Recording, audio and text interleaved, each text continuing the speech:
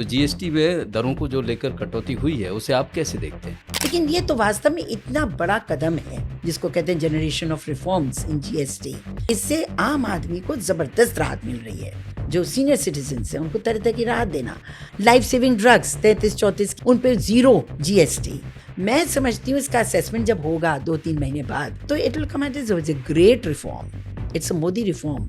विपक्ष ये कहता है कि ये दरअसल उनका कहना था कि जीएसटी ठीक नहीं है और उनके दबाव में ये फैसला लिया गया है। ये दरअसल जीत उनकी है। भाई आप इतने सालों रहे, 60 साल 65 साल आप लोग सत्ता में रहे।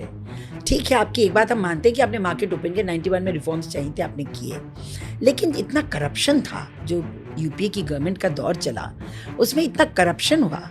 मोदी जी जो भी कहते हैं उसको जमीन पे लाते हैं। जो उग्रवाद है भारत के अंदर, तो जो इंटेंशन रखते हैं हम पाकिस्तान को हम सबक सिखाएंगे, सिखा दिया। देख ही रहे हैं कि बिहार में जिस तरह से जी। रण अब शुरू हो गया, रणभेरी बज गई है और चाहे वो दिल्ली हो, चाहे हरियाणा हो, चाहे महाराष्ट्र हो, बहुत मजबूती से बीजेपी ने वहाँ सरकार बनाई है। आम आदमी के मन में स्पष्ट है कि मुझे स्थायी सरकार चाहिए, थोड़ा करप्शन मुक्त सरकार चाहिए, जो हमें लॉ एंड ऑर्डर अच्छी दे सके वो सरकार चाहिए। और ये तीनों गुण मोदी जी के, चाहे वो हमारी बीजेपी की सरकार बने चाहे एनडीए की बने, उसको देने का गुण है उसमें। और मोदी जी का नेतृत्व तो अद्वितीय है। आई डोंट थिंक उसका कंपटीशन कहीं भी है। नमस्कार, द फर्स्ट विटनेस का पॉडकास्ट देख रहे हैं। मैं हूं सुंदर सोलंकी और आज हमारे साथ बीजेपी की वरिष्ठ नेता रीता बहुगुणा जोशी बातचीत के लिए मौजूद हैं। मैम, स्वागत है आपका। पहला सवाल ये ही कि बीजेपी सरकार, खासकर मोदी जी ये कह रहे हैं कि हमने दिवाली का धमाका तोहफा दिया। खासकर मैं बात कर रहा हूँ जीएसटी की, तो जीएसटी में दरों को जो लेकर कटौती हुई है उसे आप कैसे देखते हैं? देखिए, जब से मोदी जी भारत के प्रधानमंत्री हुए, उन्होंने तब से ही भारत की अर्थव्यवस्था को बहुत गंभीरता से लिया। और हर बजट में आप देखें, आम आदमी के लिए, गरीब के लिए, हाशिए पे बैठे हुए लोगों के लिए, महिलाओं के लिए, अनुसूचित जाति के लिए किस तरह से उनकी आर्थिक स्थिति को बेहतर किया जा सकता है, किस तरह से गरीबी के लाइन से ऊपर लोगों को उभार कर और मध्य वर्ग में ला सकते हैं। इन्होंने लगातार एडमिनिस्ट्रेटिव रिफॉर्म्स किए, इन्होंने रेवेन्यू रिफॉर्म्स किए और इसी में पहले चरण में जीएसटी आया। जीएसटी के आने से बहुत ज़बरदस्त बदलाव आया पूरे कंट्री में, पूरे देश में। एक टैक्सेशन का सिस्टम था, उसको उन्होंने एक पटरी पे लाया। लेकिन फिर लगातार कंसल्टेशन करना, वो संघीय ढांचे में बहुत विश्वास करते हैं जी। सभी प्रदेशों के मुख्यमंत्रियों से, रेवेन्यू मिनिस्टर से, फिनेंस मिनिस्टर से बात कर करके ये निकला कि इसमें ये एक प्रोसेस है जिसमें लगातार सुधार करने की, परिवर्तन करने की आवश्यकता है। और वो करते रहे। आपको मालूम है, समय समय पर कुछ प्रोडक्ट्स का जीएसटी घटाया गया, कुछ का बढ़ाया गया। लेकिन ये तो वास्तव में इतना बड़ा कदम है। ये कदम उन्होंने जो उठाया है, सेकंड, जिसको कहते हैं generation of reforms in GST, तो जीएसटी 2, ये इससे आम आदमी को जबरदस्त राहत मिल रही है। देखिए, 2 कारण है। पहली बात तो ये कि इस समय पूरे अंतर्राष्ट्रीय बाजार में खलबली मची हुई है। भारतीय बाजार में भी महंगाई ऊंची नीचे होती रहती है और आम आदमी पर की आवश्यकताएं बढ़ रही हैं। तो उनका ये जो कॉन्सेप्ट है कि आम आदमी के हाथ में पैसा हो, अगर पैसा होगा उनके हाथ में तो वो बाजार को उसका लाभ होगा, और जब बाजार को लाभ होगा, खरीदी होगी, तो रोजगार बढ़ेगा। तो ये तो पूरी साइकिल होती, चेन होती है। इसलिए उन्होंने इस पे बहुत ज़्यादा इसको सीरियसली लिया। अब उन्होंने जो दाम घटाए हैं चीज़ों के, 2 स्लैब कर दिए, उन्होंने 5 कर दिया, 18 कर दिया। लेकिन जो बहुत ही महंगी चीज़ें हैं, जो मतलब सोचिए इलीट क्लास जो यूज़ करता है, बड़ी बड़ी चीज़ें, उन पे तो उन्होंने टैक्स को बढ़ाकर 40% किया। लेकिन बाकी चीज़ों को 18 एंड 5 2 स्लैब्स। इसमें जो रोज़मर्रे की हमारी आवश्यकताएं होती हैं, सुबह उठते हैं तो मंजन, ब्रश से लेकर, दूध से लेकर, सब्जियों से लेकर और चीज़ों पर जो घरेलू आवश्यकता होती है, यहाँ तक कि फ्रिज, आज फ्रिज हर एक के घर में, एयर कंडीशनर्स आजकल लोग बहुत लगाते हैं, कूलर्स, इस तरह के इलेक्ट्रॉनिक जो गुड्स हैं या फिर हमारे मोबाइल, इस तरह की जो गुड्स हैं, उन पे जो आम आदमी अब यूज़ करता है, अब जो केवल उच्च वर्ग का शौक नहीं है, अब मध्यम वर्ग भी इन चीज़ों को यूज़ करता है, उन सब पे उन्होंने घटाया। टेक्सटाइल्स पे घटाया जो इंडिजिनस हैं। लेकिन जो एक्सपेंसिव प्रोडक्ट्स हैं जी। जो हम लोग शौकिया इस्तेमाल करते हैं, और ख़ासतौर से जो हेल्थ को ख़राब करती हैं चीज़ें, जैसे गुटखा है, शराब है, इस सिगरेट विदेशी है। सिगरेट है, इन चीज़ों पे उन्होंने जीएसटी को बढ़ाया है, बाकी चीज़ों पे कम किया है। गाड़ियों पे, टू व्हीलर्स पे, फोर व्हीलर्स पे 1500 सीसी तक जो गाड़ियाँ हैं सब 2 लाख 2.5 लाख रुपए कम हो जा रही हैं। जो हमारी यहाँ तक कि दूध पर भी अब एक पैकेट पे 1 रुपया कम होने जी। वाला है। तो हम ये कह सकते हैं कि आज अब इसके आने के बाद हर परिवार के हाथ में इतना पैसा बचेगा कि वो बाजार में और कुछ आगे बढ़कर अपनी आवश्यकताओं को, इच्छाओं को पूरा कर सके। बहुत कठिन काम था ये, इसलिए क्योंकि जहाँ पूरे विश्व में दाम बढ़ रहे हैं, जहाँ हम लोगों पर दबाव अमेरिका का बढ़ रहा है, ऑनलाइन इतना बिजनेस चल रहा है, ऐसे में भारत के लोगों को राहत देना, और खुद सोचिए 25 करोड़ लोगों को गरीबी की रेखा के नीचे से निकालकर मध्यम वर्ग में लाना, जिसको अब न्यू मिडिल क्लास हम बोल रहे हैं, जी। जो नया मिडिल क्लास है। पहले तो हमने न्यू रिच सुना था कि जो अमीर थे, तो जब एक आंदोलन आया इंडस्ट्रियल रेवोल्यूशन, तब उसमें एक क्लास निकला जो न्यू रिच हुए, कि जिनको पैसा उनके हाथ में आया। आज न्यू मिडिल क्लास हो गया है। तो चाहे वो देखिए रोजगार, चाहे वो आवास देना हो, शौचालय देना हो, मुद्रा योजना हो, या उसके बाद आयुष्मान भारत हो, यूपीआई ये का एक सारी बहुत बड़ी यूपीआई, उपलब्धि। हाँ, ये सब जो चीजें, और सीधे जो आपका जो अकाउंट में पैसा डालती है सरकार, तो ये सारी चीजें देखा जाए तो धीरे धीरे उन्होंने आदमी की पॉकेट को स्ट्रेंथन किया है, मजबूत किया। टैक्सेस कम करना, टैक्सेस के स्लैब को इंक्रीज कर देना, ताकि और जो आपके जितने भी बुजुर्ग हैं, जो सीनियर सिटीजन्स हैं, उनको तरह तरह की राहत देना। तो व्हाट आई वुड से, अभी देखिए ना, लाइफ उस पे इंश्योरेंस पर, जी। लाइफ एंड हेल्थ इंश्योरेंस पर टैक्सेशन, लाइफ सेविंग ड्रग्स 33-34 कितनी है मुझे याद नहीं, उन पे 0 जीएसटी। तो जिन दवाइयों पे 12% 18% लगता था, उसमें पहले उन्होंने औषधि केंद्र खोले जहाँ सस्ती दवाइयाँ मिली, जेनरिक मेडिसिन, और अब इसको कम करके मैं समझती हूँ इसका असेसमेंट जब होगा 2-3 महीने बाद, तो it will come at is a great reform, it's a Modi reform, और इस निश्चित रूप रिफॉर्म से को मैम, हम लोगों आम आदमी को को बहुत सम्मान राहत देना मिली। चाहिए, और देश बहुत खुश है, पूरा आम आदमी राष्ट्र को खुश है। बहुत राहत मिली है, और इसमें अभी नवरात्रों में भी इसका आम असर आदमी देखा नहीं, जा रहा है। मध्यम वर्ग को भी मिली है। जी, मध्यम वर्ग हाँ, को भी मध्यम मिली वर्ग है। को भी मिली है। इसके अलावा लेकिन विपक्ष ये कहता है कि ये दरअसल उनका कहना था कि जीएसटी ठीक नहीं है और उनके दबाव में ये फैसला लिया गया है। ये दरअसल जीत उनकी है। भाई आप इतने सालों रहे, 60 साल 65 साल आप लोग सत्ता में रहे, ठीक है, आपकी एक बात हम मानते हैं कि आपने मार्केट ओपन के 91 में रिफॉर्म्स चाहिए थे, आपने किए, लेकिन इतना करप्शन था, जो यूपीए की गवर्नमेंट का दौर चला, उसमें इतना करप्शन हुआ, और जो क्या कहते हैं डिलीवरी सिस्टम था, वो इतना कमज़ोर था कि जो भी आप नियम बनाते थे वो फिल्टर डाउन करके इसका लाभ जनता को मिला नहीं। मोदी जी ने सिर्फ रिफॉर्म किया ही नहीं, जो सुधार किए उनको ज़मीन पे उतारा। देखिए, बोल दे, कानून बना देना एक बात होती है, कानून का इम्प्लीमेंटेशन, उसको लागू करना दूसरी बात होती है। मोदी जी जो भी कहते हैं उसको ज़मीन पे लाते हैं। अब आप कश्मीर देख लीजिए, कहा था कि हटाएंगे, कश्मीर को बेहतर करेंगे, कुछ भी कह लीजिए। आतंकवाद के खिलाफ शुरू किया मुहिम, सरकार ने उठाया, अमित शाह जी ने, और 2026 में समाप्त करने का क्या, अब देखिए घुटनों पे चले आ रहे हैं सारे आतंकवादी, जितने जो नक्सलिज्म जो है, जो उग्रवाद है भारत के अंदर। तो जो इंटेंशन रखते हैं हम, पाकिस्तान को हम सबक सिखाएंगे, सिखा दिया। बिल्कुल ठीक तो बात। पॉलिटिकल हो, इकोनॉमिक हो, सोशल हो, सोशल में भी हम महिला हैं, महिलाओं को इतना बड़ा रिजर्वेशन देना का पास करा देना बिल, ये कोई छोटी बात नहीं थी। 33% का आरक्षण, महिलाओं के लिए नियम बना देना। आप आर्थिक बात कर रहे हैं कि हर बैंक जो मुद्रा का लोन ढूंढ कर एक महिला को जरूर देगी, हर बैंक। तो ये कोई छोटा रिफॉर्म है। आज 70% जो लोन्स हैं भारत में मुद्रा के, महिलाओं को मिले हुए हैं। तो उन्होंने किसी भी वर्ग को पीछे नहीं छोड़ा जी। यहाँ तक कि बच्चों की मानसिकता को भी कितना प्रभावित किया। स्वच्छ भारत अभियान, मैं ग्रामीण में तो अभी नहीं कहती, पर शहरी क्षेत्रों में आज हमारे बच्चे में 50% बच्चे ऐसे हैं जो रैपर होता है वो जमीन पे नहीं फेंकते, टॉफी खाते हैं, जेब में रखते हैं, माँ बाप को टोकते हैं, माँ बाप को टोकते हैं, थूको मत, फेंको मत। तो इट्स ट्रांसफॉर्मेटिव जागरूकता, इट्स अ ट्रांसफॉर्मेटिव पीरियड। ये परिवर्तन का युग है, और मोदी जी इसमें अग्रणी भूमिका निभा हाँ, रहे, एक और अग्रणी चीज भूमिका अभी निभा उन्होंने रहे हैं। शुरू की कि स्वदेशी पर तो जोर दिया है, इसके अलावा जिस तरह से नशा मुक्त भारत की बात कर रहे हैं, युवाओं में जो प्रवृत्ति है उसको काबू करने की बात कर रहे हैं, वो भी बहुत बड़े इनिशिएटिव हैं और समाज के लिए निश्चित रूप से बहुत कारगर साबित होंगे। देखिए ये जो हमारा पहले तो मैं स्वदेशी की बात करूंगी। गांधी जी के कॉन्सेप्ट को पकड़ा है हमारे प्रधानमंत्री ने। स्वभाषा, वो कह रहे हैं कि मातृभाषा पे जोर दो, स्वभाषा, फिर उसके बाद स्वदेशी और स्वराज। तो यही तो आपका आत्मनिर्भर भारत का रास्ता है। स्वराज हमको मिला, लेकिन स्वराज कब मिलेगा? हमारा असली स्वराज तब होगा जब हम आत्मनिर्भर होंगे।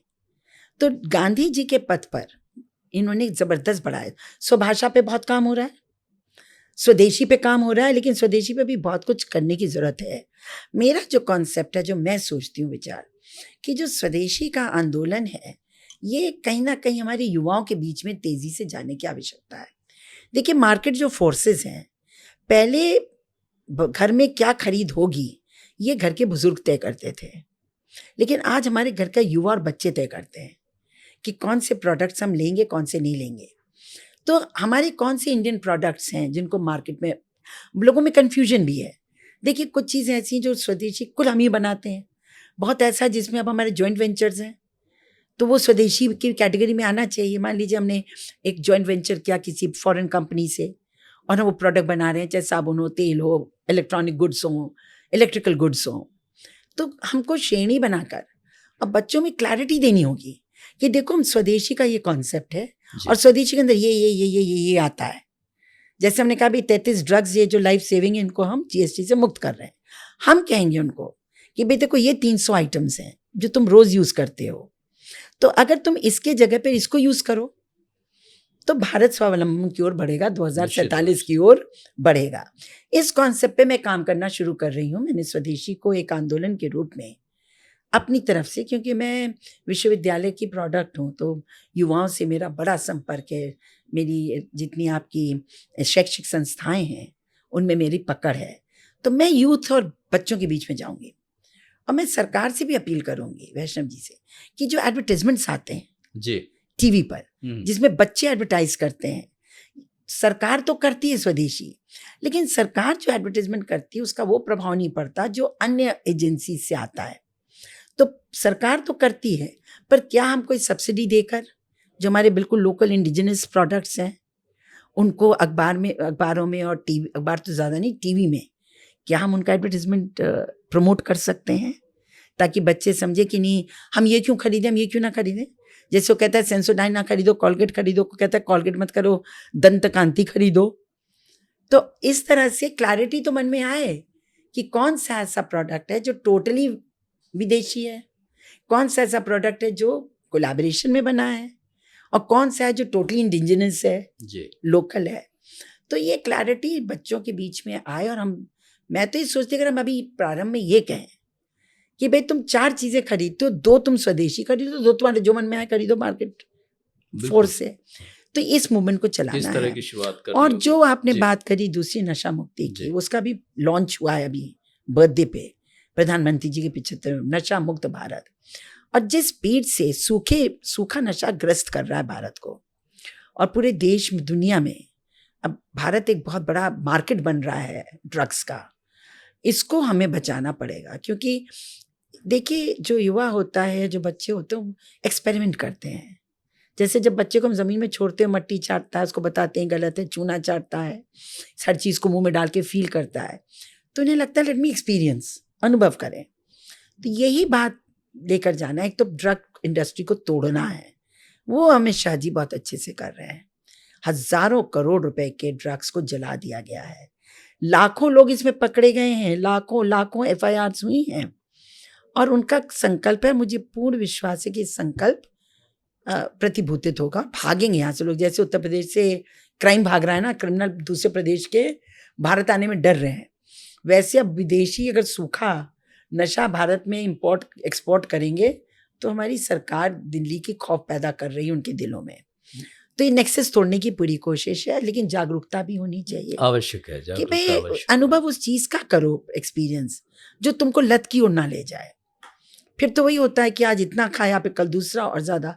तो ये एक बड़ी समस्या है, इस पर भी हम लोगों को काम निश्चित करने रूप की से आवश्यकता है। आपने बहुत बड़ी बात कही कि कुछ अगर लत ही करनी है, एक्सपेरिमेंट ही करना है, तो जो आपके जीवन पर सकारात्मक प्रभाव डाले, ऐसी चीज़ें बहुत हो सकती हैं, उनका आप कीजिए। दूसरी बड़ी चीज़ ये स्वदेशी को प्रमोशन की आवश्यकता है। बहुत ज़रूरत है। हाँ, और अदरवाइज़ क्लैरिटी, देखिए क्लैरिटी तभी आएगी। क्लैरिटी आना चाहिए कि हम स्वदेशी का मीनिंग क्या है, जी, और स्वदेशी में तुम क्या-क्या कर, जैसे शर्ट्स हैं, ट्राउज़र्स हैं, टेक्सटाइल में कपड़ा है, हुँ।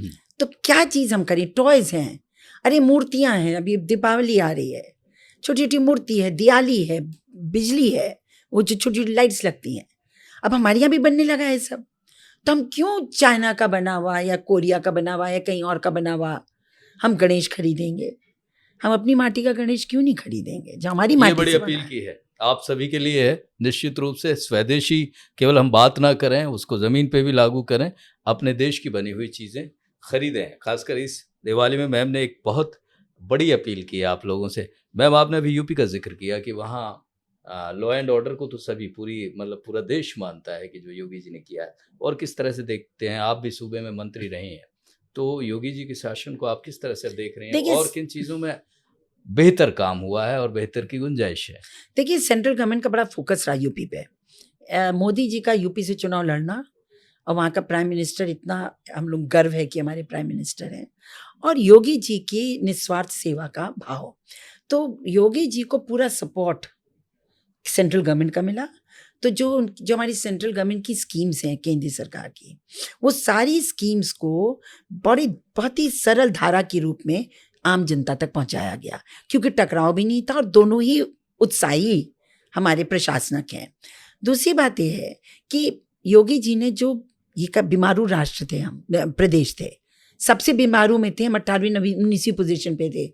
आज ही का आप अखबार उठाइए तो यूपी फर्स्ट आ गई सरप्लस बजट में।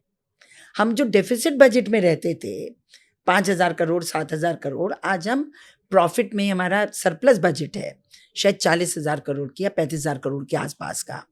तो बीमारू से हम टॉप पे आ गए अब उभरे हुए प्रदेशों में। इसी तरह मध्य प्रदेश भी आ गया। तो बीजेपी की गवर्नमेंट जहाँ जहाँ डायरेक्ट गवर्नमेंट्स हैं वो बहुत अच्छा काम कर रही हैं और सरप्लस बजट में आ गई हैं। लेकिन इन्वेस्टमेंट को, बीमारू है, गरीब है, क्राइम है, इन्होंने कई सारे फ्रंट्स पे काम किया। और आज आप देखिए, अगर कानून व्यवस्था एक प्रदेश की अच्छी होती है तो फिर निवेश आता है निश्चित रूप से, और तभी रोजगार ग्रो करता है। बड़ा असर पड़ता है। ये उन्होंने किया। मन में शांति, आम आदमी को कुछ नहीं चाहिए, चैन से घर से निकल सके, चैन से वापस लौट सके। तो जो बीच का दौर था वो बहुत खराब था, पहले का 2017 से पहले का। लोग डरते थे, बेटियां जा रही हैं, कब लौट पाएंगी, अपहरण कब हो जाएगा। इंडस्ट्रीज पश्चिम उत्तर प्रदेश में तो अपहरण की इंडस्ट्री चलती थी जी। उन्होंने जो खौफ पैदा किया, सबसे पहले उन्होंने लड़कियों की सुरक्षा, कि भी सुरक्षा और सम्मान और सुरक्षा का अधिकार महिला का है, उस पर काम किया। उन्होंने ऑर्गेनाइज्ड क्राइम को खत्म किया। आज आप कहीं सुनते हैं कि अपहरण हो गया और 10 लाख रुपए में कोई डॉक्टर छूटा है या किसी इंजीनियर को उठा ले गया? आज देयर इज नो। बहुत बड़ी उपलब्धि। और अभी टीवी पे आता है जिसको गोली लगती है कि हम बाबा के प्रदेश में कभी नहीं आएंगे। और यहाँ का जो बुलडोजर कल्चर है, जो यहाँ का इन्होंने जो खौफ पैदा किया है अपराधियों के हृदय में, तो आप देख लीजिए कि उत्तर प्रदेश में बाहरी हिम्मत नहीं कर रहा पैर रखने की, और जो अंदर के ऑर्गेनाइजिंग होता है तो भाग गए हैं या शांत अपने घरों में बैठ गए हैं। तो law and order has made बहुत गजब का परिवर्तन निश्चित उत्तर रूप प्रदेश से में हुआ है। उत्तर प्रदेश के लिए एक बड़ी चीज है। जिस तरह से आपने बताया कि एक दौर में उसकी जो पहचान थी बीमार स्टेट की थी, और अब और लगातार सरप्लस स्टेट हो गई, तरक्की कर रही डेफिसिट से सरप्लस स्टेट में। अच्छा सरप्लस है, छोटा मोटा सरप्लस नहीं है हम लोगों का। एक आखिरी सवाल मैम, क्योंकि हम देख ही रहे हैं कि बिहार में जिस तरह से जी। रण अब शुरू हो गया, रणभेरी बज गई है, और क्या मानते हैं, क्योंकि हमने देखा पिछले हाल ही में, चाहे वो दिल्ली हो, चाहे हरियाणा हो, चाहे महाराष्ट्र हो, बहुत मजबूती से बीजेपी ने वहाँ सरकार बनाई है। तो क्या मोदी का मैजिक अब इस बार आप देखिए, मान इस रहे हैं देश कि में बिहार और में पूरे चलेगा? विश्व में जी। अभी मोदी जी का ना तो कोई विकल्प है और ना होने की संभावना है। मोदी जी एक बहुत ही मजबूत राजनेता के रूप में उभरे हैं और स्थायी रूप से बैठे हैं, उनमें बहुत विश्वास है लोगों का। तो जब भी चुनाव आता है, तरह तरह के आक्षेप लगते हैं, तरह तरह के हथियार विपक्ष यूज करता है, लेकिन उसका कोई असर नहीं होता है। आम आदमी के मन में स्पष्ट है कि मुझे स्थायी सरकार चाहिए, थोड़ा करप्शन मुक्त सरकार चाहिए, जो हमें लॉ एंड ऑर्डर अच्छी दे सके, वो सरकार चाहिए। और ये तीनों गुण मोदी जी के, चाहे वो हमारी बीजेपी की सरकार बने चाहे एनडीए की बने, उसको देने का गुण है उसमें। और निश्चित नीतीश कुमार जी की भी छवि अच्छी है। व्यक्तिगत नेतृत्व के रूप में आप कुछ कहिए, आप उन पे व्यक्तिगत अटैक करके कुछ नहीं पाओगे। देखिए, ये कहना ये ऐसे हो गए हैं, बेकार हो गए हैं, या उनका जो हेल्थ अच्छी नहीं, कोई असर नहीं होगा। उनके कामों पे लोग जाएंगे। और निश्चित रूप से नीतीश कुमार जी बिल्कुल निष्कलंक नेता रहे हैं, लीडर रहे हैं, और जबरदस्त जो उन्होंने काम अति पिछड़ों के बीच में किया है, जो महिलाओं के लिए किया है, उनका सबसे बड़ा जो सपोर्ट सिस्टम वो महिलाओं के बीच में है, अति पिछड़ों के बीच में है, गरीबों के बीच में है। और कानून व्यवस्था को बेहतर करके, आज कोई नहीं कहता जंगल राज, लेकिन उन्होंने कानून व्यवस्था को उस दौर से एकदम उल्टा परिवर्तन करके जो कानून व्यवस्था लागू करी, उसका आप असर देखिए ना, कि आज बिहार को बहुत सेफ स्टेट माना जाता है। अब देखिए, कुछ कुछ तो आपराधिक घटनाएं सब जगह होंगी, अपराध तो दुनिया में होता है, इंडिविजुअल अपराध होता है, कहाँ तक आप उसको निगरानी कर नहीं सकते, लेकिन उस पर कार्रवाई करने की बात आती है। तो जहाँ पर भी बीजेपी की उसके समर्थित सरकारें हैं, कार्रवाई में कभी पीछे नहीं हटती। तो एक बात तो ये हो गई। दूसरा ये कि जब आदमी वोट देने जाता है जी, तो वो नेतृत्व देखता है। तो नीतीश जी और मोदी जी का जो कॉम्बिनेशन निकल कर आता है, वो कहीं ना कहीं बाकी सबसे बहुत आगे है। ये तो आप इसमें लड़ाई हो रही, रोज अखबार में पढ़िए कि एक कह रहा है कि मैं ही मुख्यमंत्री बनूंगा इंडिया अलायंस में, दूसरा कह रहा है अभी हमको कोई जल्दी नहीं मुख्यमंत्री तय करने की। तो आपके आपस में ही सामंजस्य नहीं है, सीटों के लिए आपके झगड़े चल रहे हैं। कल आया था कोई वैसी भी कूद पड़े हैं, फलाने भी कूद पड़े। तो ये देखिए, हम हमेशा से कहते हैं पिछले 20-25 साल से कि ये जो विपक्ष का चुनावी अलायंस होता है ना, ये किसी काम का नहीं होता। जनता को स्थिरता चाहिए, स्थायी एक स्थायी गवर्नमेंट चाहिए, और ये दोनों चीजें बीजेपी लेड गवर्नमेंट ही दे सकती हैं, या बीजेपी सपोर्टेड गवर्नमेंट दे सकती है।